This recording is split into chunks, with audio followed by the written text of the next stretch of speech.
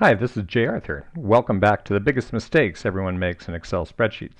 This time we want to look at multiple values.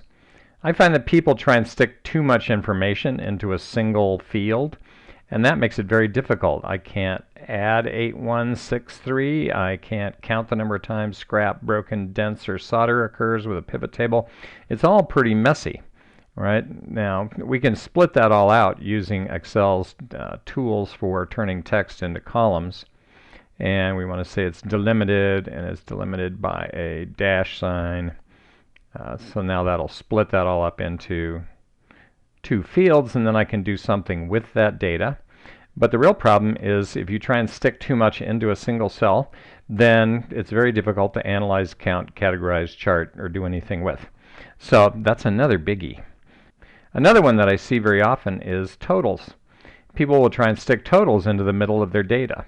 That just makes it tough. If I want to chart something or if I want to analyze all this data, I'm going to end up counting this thing in there. Another problem here is they've named this 1Q03. Well, pivot tables don't know how to count 1Q03. They don't know what 1Qs are, right? But if you turned it into a date, so I actually put a date in here instead, then I could take that data and with a pivot table, I could insert a pivot table and turn that into a categorization, all right? And I could also take this and if I wanted to, I could do a grouping of that, and I could group it by years instead of months. And so I could get all of my data summarized by Excel pivot tables very easily.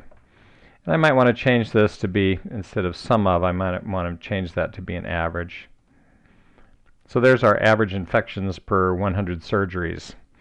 All right, so if you get your data set up in the right way, if we get our totals out of the data, if we get the multiple pieces of data out of our spreadsheet, then bingo, we can make some dramatic analyses very easily.